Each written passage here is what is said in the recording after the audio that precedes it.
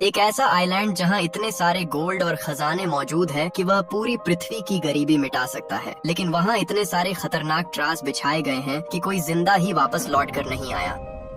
इस एडवेंचरस कहानी की शुरुआत होती है इंडोनेशिया के एक आइलैंड को दिखाते हुए, जहां पर कुछ गैंगस्टर्स की टीम बहुत ही ज्यादा खुश लग रही थी। दरअसल उन्हें फॉरेस्ट के अंदर उन्हें सर्च के दौरान कुछ अनोखी चीजें मिली होती हैं। ये चीजें काफी ज्यादा एंशिएंट थी, जिनकी ब्लैक मार्केट में बहुत ज्यादा रेट है। इसीलिए वह सब इतने ज्यादा हैप्पी थे कि उन्हें बेचकर वो पैसे कमा सकते हैं। अब इसी चीज का जश्न वो सब मना रहे थे। उन्हीं में से एक आदमी होता है जो साइड में टॉयलेट करने चला गया, लेकिन अब ट्रैवल करते हुए अचानक उसे जमीन पर एक मास्क मिलता है। वो मास्क लोहे का था और इस जमाने में इस तरीके के मास्क का यूज नहीं होता। वह आदमी इस बात पर काफी सोचने लगा कि यहाँ पर यह कैसे आया, और अब वह उसी जगह से थोड़ा आगे बढ़ गया एक्सप्लोर करने के लिए। तभी उसे पहाड़ के बीचों बीच एक छोटी सी सुरंग दिखाई दी। अब उस गैंगस्टर को एकदम से जिज्ञासा हो गई कि अंदर क्या हो सकता है। इसीलिए वह बिना अपने साथियों को इन्फॉर्म किए उस छोटी सी गुफा के अंदर चला गया। उसका मानना था कि यहाँ पर और भी ज्यादा एंशिएंट चीजें मौजूद हो सकती हैं और उन सारी चीजों को वह अकेले ही रखेगा। अब अंदर एंटर करते ही वह आदमी एकदम चौंक गया, क्योंकि भले ही यह गुफा बाहर से छोटी दिखाई देती है, लेकिन अंदर यह बहुत ही ज्यादा बड़ी है। वहाँ पर अलग अलग चैम्बर्स मौजूद थे, जैसे कि इसे किसी ने बनाया है। लेकिन अब इस आदमी को अंदाजा नहीं था कि वह किस गलत जगह पर आ चुका है। अचानक वो आदमी जैसे ही अपना कदम बढ़ाता है, तभी जमीन एकदम से धंसने लगी। लग रहा था कि ठीक उस जगह के नीचे भी एक चैम्बर मौजूद है। उस आदमी का पैर भी नीचे हो चुका था और वह चिल्लाते रह गया, लेकिन ऑब्वियस बात है उसकी मदद करने वाला कोई भी नहीं था। बेचारा उसके अंदर गिरकर सब कुछ एकदम ब्लैंक हो जाता है। वह अनजान सी चीज क्या है, ये थोड़ी देर में पता चल जाएगी। अब इसी तरीके से कई साल बीत जाते हैं और हमें उसी आइलैंड पर कुछ एक्सप्लोरर्स दिखाए गए। उन एक्सप्लोरर्स में तो सोल्जर्स भी शामिल थे। अब देखने से तो लगता है कि यह सब उस खजाने की तलाश में आए हैं जो इस आइलैंड पर सालों से कैद रखा गया है। लेकिन एक्चुअल रियलिटी ये थी कि उन लोगों को बिल्कुल अंदाजा नहीं कि इस आइलैंड पर क्या मिल सकता है। उनमें से बन नाम का एक बिजनेसमैन था जो बहुत अमीर होता है। वो यहाँ पर अपनी गर्लफ्रेंड के साथ सिर्फ इसलिए आया था ताकि वर्ल्ड वॉर 2 के दौरान जो जंग हुई थी, तो जापानीज आर्मी ने यहाँ पर कई सारे बंकर्स बनाए थे। अब ऑब्वियस बात है कि उसके अंदर कई सारी एंशिएंट चीजें हो सकती हैं, और बैन को शौक था कि पुरानी चीजों की कलेक्शन जमा करना।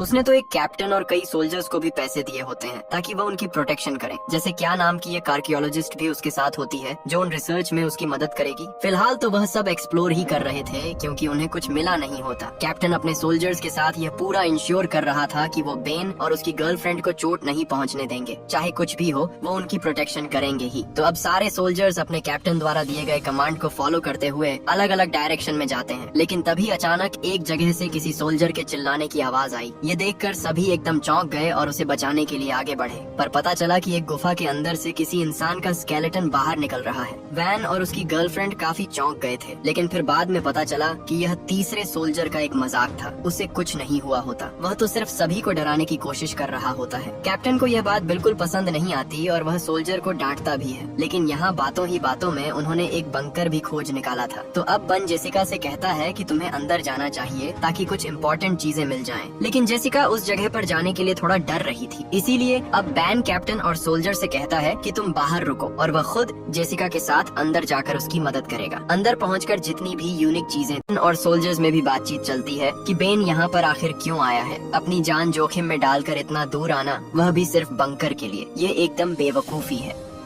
अब यहाँ बंकर के अंदर बेन और जेसिका को खोज करते दौरान 2 सोल्जर्स की डेड बॉडी मिली थी। वो पूरा स्केलेटन बन गए थे और बैजेस से देखकर साफ पता चल रहा था कि यह दोनों जापानीज सोल्जर्स थे। जेसिका सारी चीजें एक्सप्लोर करने के बाद इतना ही कहती है कि वह क्लोज पहुंच गए, लेकिन वह बेन को कुछ और बातें डिटेल में नहीं बताती और बाहर लेकर चली जाती है। उन्हें और थोड़ा आगे एक्सप्लोर करना होगा ताकि एक परफेक्ट स्पॉट मिले जहाँ पर वो अनजान चीज है जिसके लिए जेसिका यहाँ पर आई है। अब ट्रैवल करते हुए हमें वो आइलैंड का दृश्य दिखाया गया जो बहुत ही सुनसान था। वहाँ पर इतने सारे पेड़ पौधे थे जो किसी सोल्जर्स के छुपने के लिए बेस्ट होते हैं, और इसी वजह से वर्ल्ड वॉर 2 के टाइम पर जापानीज ने यह आइलैंड चुना। यहाँ से वह दुश्मनों के ऊपर नजर रखते और बड़ी आसानी से हमला कर देते। अब उनमें से सभी लोग ट्रैवल करते हुए एक बहुत ही पुरानी माइनिंग एरिया के पास पहुँचते हैं। वो माइनिंग एरिया कई साल पुरानी थी, जो पूरी तरीके से तहस नहस हो चुकी होती है। लेकिन अचानक उन्हें उसी माइनिंग एरिया के ठीक नीचे एक दरवाजा दिखाई दिया। ये दरवाजा कितना अंदर जाता है है और अंदर क्या मौजूद है। ये सब एकदम से रहस्य था और कैप्टन तो सजेस्ट करते हैं कि शायद हमें अंदर नहीं जाना चाहिए, लेकिन बैन एकदम जिज्ञासु हो चुका था। उसे किसी भी हालत में अंदर जाकर देखना है कि वहाँ क्या चीज मौजूद है। अगर कोई एंशिएंट चीजें हैं तो वह उसे अपने पास रख लेगा। कैप्टन एकदम से बेबस था। बन जैसा कहेगा उसे वैसा करना पड़ेगा। अब सभी लोग उस माइनिंग एरिया से होते हुए आखिरकार उस दरवाजे के पास पहुँचते हैं। कैप्टन का सोल्जर्स कैसे भी करके उस दरवाजे को ओपन कर देता है, यानी अब उनमें से सब रेडी थे अंदर जाकर एक्सप्लोर करने के लिए। लेकिन तभी अचानक कई सारे गैंगस्टर्स ऊपर की तरफ से फायरिंग करने लगे। वहाँ पर इतना ज्यादा कायोटिक माहौल हो गया था कि सभी माइनिंग एरिया के अंदर भागते हैं। कैप्टन के सोल्जर्स भी पलटवार तो कर रहे थे, लेकिन बन, जैसी और उसकी गर्लफ्रेंड की जान बचाना उनकी पहली प्रायोरिटी थी। अब ऑलमोस्ट जब सभी लोग माइनिंग एरिया के अंदर थे तभी गैंगस्टर्स ने वहाँ पर एक ग्रेनेड फेंक दिया। ग्रेनेड इतना तेजी से फटा कि वहाँ का एंट्रेंस ही उड़ गया था। कैप्टन का एक सोल्जर तो उन्हें बचाने के चक्कर में वहीं पर दब गया था। उस धमाके में तो वो माइनिंग एरिया आधे से ज्यादा ढह चुका, यानी अब ऑब्वियस बात है कि वह सब इस एरिया के अंदर फंस चुके हैं। लेकिन यह नहीं समझ में आ रहा कि गैंगस्टर्स को उनकी लोकेशन के बारे में कैसे पता चला, उन्होंने आखिरकार हम पर हमला क्यों किया। ये एकदम रहस्य रहता है।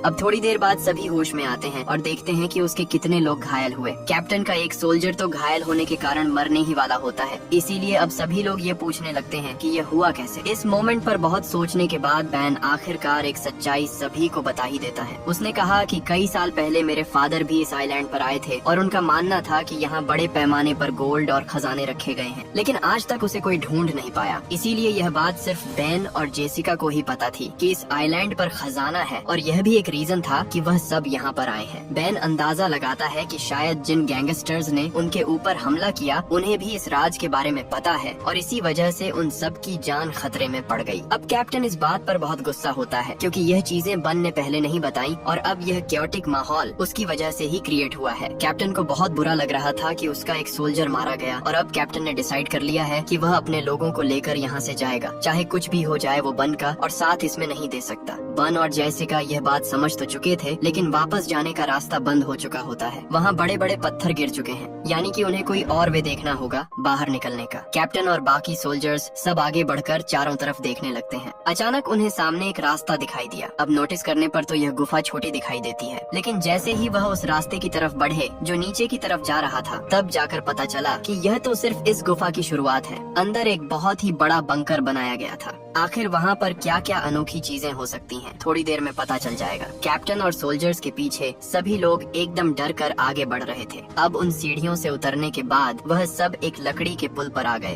पहले लगा कि यह पुल टूट जाएगा, लेकिन अभी भी एकदम वह स्ट्रांग था। उनके ऊपर पैर रखते ही अचानक वहाँ की लाइट्स ऑन हो गई। कैप्टन सभी को रुकने के लिए कहता है क्योंकि यहाँ पर दुश्मन हो सकते हैं। बड़े बड़े फ्लैग्स भी लगाए गए थे जापानीज गवर्नमेंट के, जो कई साल पहले के होते हैं। लेकिन कैप्टन यह बात नहीं समझ पाता कि अगर यह चीजें कई साल पुरानी है तो फिर ये लाइट्स अपने आप ऑन कैसे हुई। इतने टाइम तक कोई भी जनरेटर सही नहीं हो सकता, यानी जरूर कोई ना कोई उनके ऊपर नजर रख रहा है और इसकी सावधानी उन्हें बरतनी होगी। कैप्टन धीरे धीरे करते हुए आगे बढ़ जाते हैं और उस लकड़ी के पुल को क्रॉस कर देते हैं। अब अचानक उनकी टीम एक ऐसी चैम्बर में पहुंच गई जो किसी स्टोर रूम जैसा था। वहाँ पर कई सारी दवाइयाँ रखी गई थी और मास्क भी होते हैं जो कि नॉर्मल वर्कर्स नहीं पहन सकते। वो किसी वैज्ञानिक या फिर एक्सपेरिमेंट का हिस्सा लग रहा होता है। थोड़ी जाँच और करने पर उन्हें फोटोग्राफ्स के साथ साथ डॉक्यूमेंट्स भी मिले उन एक्सपेरिमेंट के, जो कि जापानीज गवर्नमेंट उन लोगों के साथ करती थी जो पकड़े जाते थे। यानी उनके ऊपर अलग टाइप के एक्सपेरिमेंट और टॉर्चर करना। एक तरीके से देखा जाए तो उन लोगों को वहाँ सारे डॉक्यूमेंट्स मिल गए थे जो कि जापानीज गवर्नमेंट वर्ल्ड वॉर 2 के दौरान करती थी। उनका पूरा प्लान, वो कैसे हमला करने वाले हैं और आगे क्या करेगी। यहाँ पर कैप्टन को इन चीजों के ऊपर बिल्कुल भरोसा नहीं होता। वो ये बिल्कुल बिलीव नहीं कर पा रहा था कि जापानी सोल्जर्स इस जगह का यूज करेंगे इतना बड़ा खजाना छुपाने के लिए। उसने तो यही कह दिया कि शायद ये पूरी इन्फॉर्मेशन गलत है और उसमें वो बैन और जेसिका का साथ बिल्कुल नहीं देगा।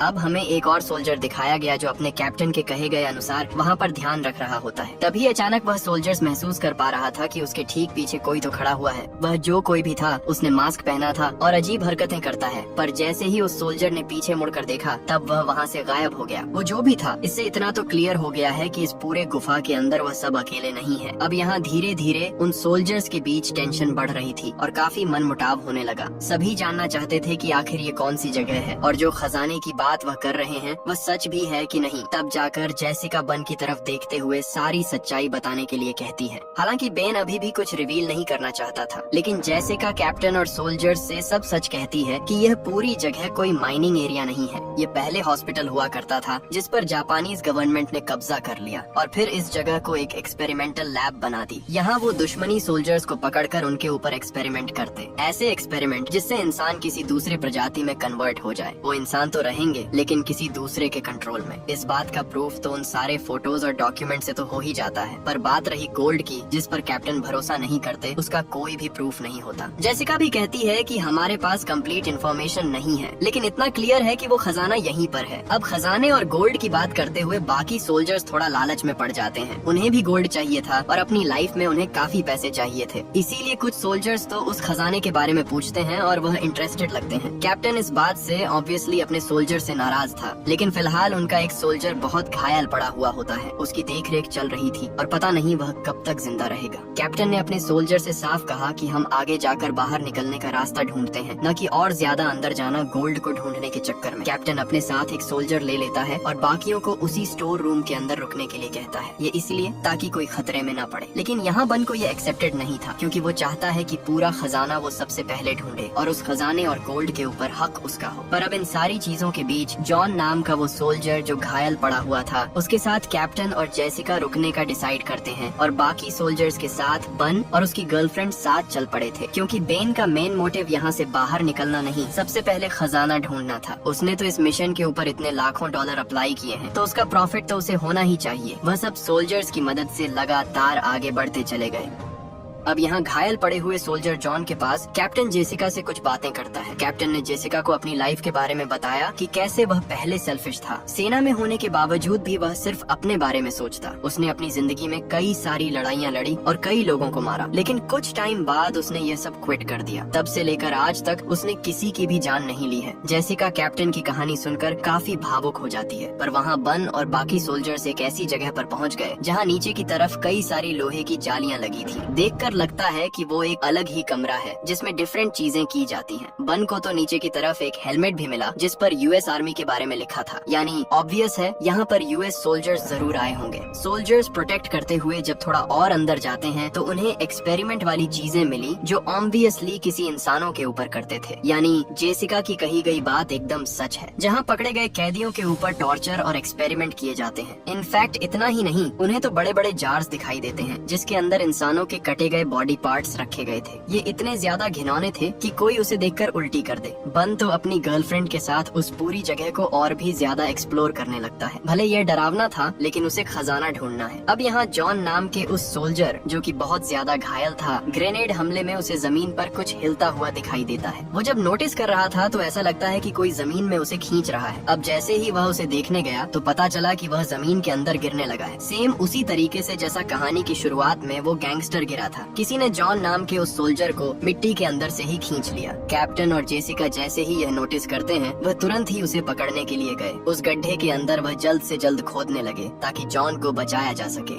जैसे तैसे वह अंदर तो पहुंचते हैं, लेकिन जॉन मर चुका था। उसका पूरा शरीर एकदम गलने लगा होता है, जैसे किसी ने उसकी बॉडी पर एसिड डाल दिया हो। ध्यान से देखने पर वहाँ इंसानों के कई सारे स्केलेटन्स मौजूद थे, यानी उस गुफा के अंदर कोई तो है जो लोगों को मार रहा है और उन्हें बहुत बुरी तरीके से खा जाता है। जेसिका के तो होश उड़ गए थे। यहाँ कैप्टन और जेसिका अपने आप को संभाल ही रहे थे, तभी अचानक उनके ऊपर हमला हुआ। किसी ने दोनों को मारकर बेहोश कर दिया था। दूसरी तरफ हमें एक सोल्जर दिखाया गया जो गोल्ड ढूंढने के लिए अलग ही निकल पड़ा था, लेकिन उन सोल्जर्स के ऊपर किसी ने हमला कर दिया। ये ऐसे लोग थे जिनकी बॉडी एकदम से गल चुकी थी और चेहरे पर लोहे के मांस लगे हुए थे। देखने से पता ही नहीं चल रहा था कि वो इंसान है या फिर जानवर। वो इतने बुरी तरीके से सोल्जर के ऊपर झपटते हैं कि उसकी आंखों को ही फोड़ देते हैं। बेचारा सोल्जर्स कैसे भी करके अपने आप को बचा रहा था। और ध्यान से देखा जाए तो इन अजीब से क्रिएचर वाले लोगों ने जो मास्क पहना हुआ है, वैसा ही सेम मास्क कहानी की शुरुआत में उस उस गैंगस्टर को मिला था। यानी असली रहस्य तो अब रिवील हो रहा है। उन खतरनाक क्रिएचर वाले लोगों ने एक सोल्जर को मार दिया और अब बचा था दूसरा सोल्जर। वो अपने आप को बचाने की कोशिश तो कर रहा था, लेकिन क्रिएचर्स की संख्या बढ़ती जा रही थी। बहुत लड़ने के बाद एक मोमेंट ऐसा आता है जब वह हार मान चुका था और अब शायद वह सभी इंसानी क्रिएचर्स उसे खत्म कर देंगे। लेकिन इन चीजों का शायद उन सोल्जर को पता नहीं था और ह्यूमनॉइड करिए चेस ने उन्हें मार दिया। दूसरी तरफ दिखाया जाता है कैप्टन और जेसिका को, जिसके सामने मास्क पहना हुआ एक आदमी खड़ा था। उसके हाथ में वेपन होता है और वह अपने आप को वर्ल्ड वॉर 2 का जापानी सोल्जर बता रहा था। कैप्टन और जेसिका अपना सर झुकाकर उसे समझाने की कोशिश करते हैं। अब वो जो कोई भी जापानी सोल्जर था वह तो यह कहने लगा कि जापान वर्ल्ड वॉर 2 जीत चुकी है और चारों तरफ उनका ही राज हो चुका है, पर अभी भी जंग जारी है, इसीलिए वह वर्ल्ड वॉर 2 के बाद से यहीं पर रहे और कभी बाहर ही नहीं निकले। लेकिन जेसिका उस आदमी को साफ कहती है कि जापान हार चुका है, उन्होंने पहले ही सरेंडर कर दिया था और अब तो यह 20 सेंचुरी चल रही है। वो जापानीज सोल्जर एकदम चौंक गया हो और अपने वेपन नीचे करता है। तब जाकर जेसिका ने उसे टैब पर कुछ वीडियोस दिखाए। ये वीडियोस में साफ पता चल रहा था कि जापानीज गवर्नमेंट के प्रेसिडेंट सरेंडर कर रहे हैं, यानी वो सब हार चुके हैं और जंग सालों पहले खत्म हो चुकी है। उस जापानी सोल्जर ने अपना मास्क हटाया और पता चला कि उसका चेहरा एकदम से खराब हो चुका है। वो एकदम से शॉक में था कि उसे तो यह बात पता ही नहीं होती और तब से उसे यही लग रहा है कि बाहर अभी भी जंग जारी है। इसी वजह से वह सालों से यहीं पर कैद है। ये चीजें अगर उसे थोड़ी देर पहले भी पता होती तो वह अपने साथी को बचा लेता, क्योंकि वह तो स्ट्रेचर पर जो लेटा था वह मर चुका है। जब वह जापानी सोल्जर थोड़ा इमोशनल होकर नीचे गिर पड़ा था तो कैप्टन ने मौका देकर उसका ही वेपन सामने रख दिया। यह इसलिए क्योंकि उसके साथ डील करना खतरनाक हो सकता है। कैप्टन और जेसिका पूरी कोशिश कर रहे थे कि वो उस अनजान सोल्जर से सब कुछ उगलवा लें। उन्होंने पूछना स्टार्ट कर दिया कि तुम्हारी ऐसी हालत कैसे हुई और इतने सालों बाद भी तुम कैसे जिंदा हो यहाँ पर। तब जाकर सोल्जर बताता है कि जापानीज वैज्ञानिकों ने जो इंजेक्शन और जो एक्सपेरिमेंट उनके ऊपर किए थे ये उसका नतीजा है। यानी उन सोल्जर्स की टीम के ऊपर अलग अलग एक्सपेरिमेंट कराए गए और ये सारी चीजें ये बोलकर होती हैं कि तुम कभी बूढ़े नहीं होगी, तुम्हारी जवानी हमेशा बरकरार रहेगी। वैज्ञानिकों ने तो बाहर जाने का रास्ता भी बंद कर दिया था और जो बचे हुए एक आध रास्ते थे वह सिर्फ उन्हें ही पता था। यह बात सुनने पर जेसिका और कैप्टन काफी शॉक में हो गए, पर वह सोल्जर बताता है कि जापानीज वैज्ञानिक यहीं पर नहीं रुके, वह अपने एक्सपेरिमेंट को नेक्स्ट लेवल तक लेकर जाना चाहते थे। इसीलिए उन्होंने हम सभी को यहाँ पर कैद किया और अलग अलग इंजेक्शन देने लगे। इस इंजेक्शन से वह एक्चुअली यह चाहते थे कि सभी सोल्जर्स एक ऐसी आर्मी बना लें जो कभी भी नहीं मरती हो और उनके लिए काम करें। यानी जापान के लिए ऐसे सोल्जर्स जो डेड हैं लेकिन अपने दुश्मन को बहुत बुरी तरीके से चोट पहुंचा सकते हैं। ना ही इन्हें कोई मार सकता है बल्कि यह कुछ टाइम बाद वापस जिंदा हो जाएंगे। उस जापानी सोल्जर ने तो एक डार्क रियलिटी जापान के बारे में सब बता दी थी, यानी कि ऐसी सेना जो पूरे देशों पर अपने आप ही कब्जा कर ले। कैप्टन और जेसिका टेंशन में आकर उससे बाहर निकलने का रास्ता पूछते हैं। उस भयानक सोल्जर ने कहा कि पहला रास्ता ढक चुका है, एक और रास्ता है, लेकिन वहाँ पर जाना खतरे से खाली नहीं होगा।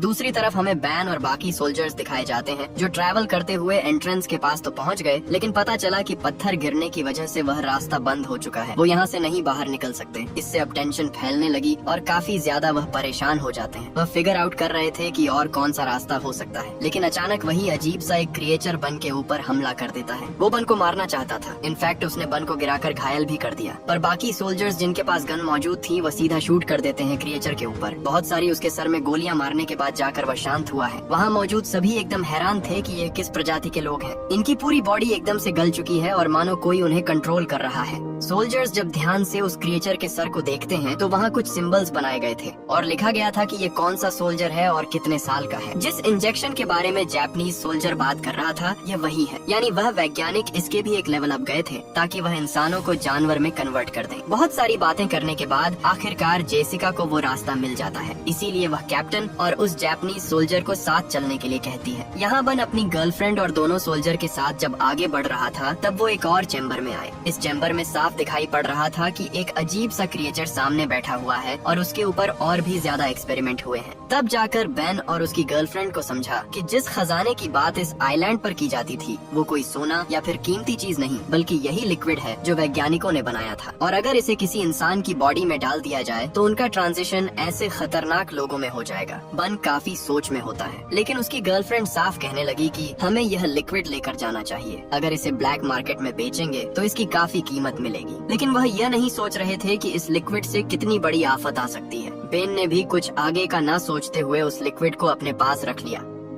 अब वो सोल्जर्स थोड़ा और आगे बढ़ते हैं जहाँ से उन्हें बाहर निकलने का रास्ता मिले। वो एक बड़ा सा डोर था जिसे ओपन करने के बाद एक गुफा आती है। अब जैसे ही वह गुफा में आगे बढ़ने के लिए कदम रखते हैं तब एक शॉकिंग चीज सामने आई। सीधे देखने पर वहाँ पर कई सारे क्रिएचर्स वाले इंसान मौजूद थे जो एक आर्मी की तरह खड़े होते हैं, यानी वैज्ञानिकों द्वारा बनाए गए वो फाइनल सोल्जर्स जो जापानीज गवर्नमेंट चाहती थी दुश्मनों से लड़ने के लिए। उस गुफा में इतनी बड़ी जापानीज आर्मी थी जो कि पूरी तरीके से इमॉर्टल है। एक्सपेरिमेंट के कारण ना तो उन्हें कोई दर्द फील होता है और ना ही उन्हें कोई मार सकता है। उनके अंदर सिर्फ एक ही जुनून है कि सामने जो भी आए उन्हें खत्म कर दें। अब वहाँ पर आकर उन लोगों ने सारी आर्मी को जगा दिया था जो पूरी तरीके से एकदम हथियारों से लैस होती है, और अब क्रिएचर की पूरी आर्मी उनके ऊपर टूट पड़ी थी। बन, उसकी गर्लफ्रेंड और बाकी बचे हुए सोल्जर्स वापस चैम्बर में भागने का ट्राई करते हैं। उनमें से एक सोल्जर बहुत बुरी तरीके से तलवारों से मारा गया। अजीब से इंसानी क्रिएचर उन्हें एक बार में ही खत्म कर देते हैं। जैसे तैसे बेन अपनी गर्लफ्रेंड और दूसरे सोल्जर के साथ एक चैम्बर में पहुंचा और वहां से नीचे जाने लगा। फिलहाल तो उन क्रिएचर से बचना बहुत जरूरी है क्योंकि एक बार हाथ में आग गए तो वह छोड़ेंगे नहीं। ट्रैवल करते हुए वह उस